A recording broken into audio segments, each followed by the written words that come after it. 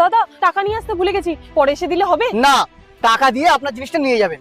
ঠিক আছে দাদা, জিনিসটা একটু সাবধানে রাখবেন। দাদা দেখুন তো, কে দেখেছেন? ইনি একটা চোর। হ্যাঁ, একটু আগেই একটা জিনিস থেকে বাকিতে মাল নিয়ে গেছে। আচ্ছা দেখুন তো, এই বক্সটা কিনা, এর মধ্যে মিনিমাম 1 লাখ টাকার মাল আছে। 1 লাখ টাকার মাল? তাহলে তো ফায়দা নিতেই হয়। না না স্যার, এটা না মিথ্যা কথা বলছিস তুই না? চ থানায় চ।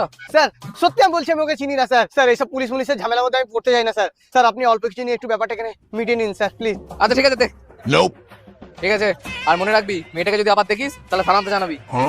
দাদা এই নিন আপনার 2000 টাকা, আর আমার জিনিসটা দিন। আমি জেনে গেছি তুমি একটা চোর। আমি কোনো চোট্টর না। আমি এক্ষুনি পুলিশকে ফোন করছি।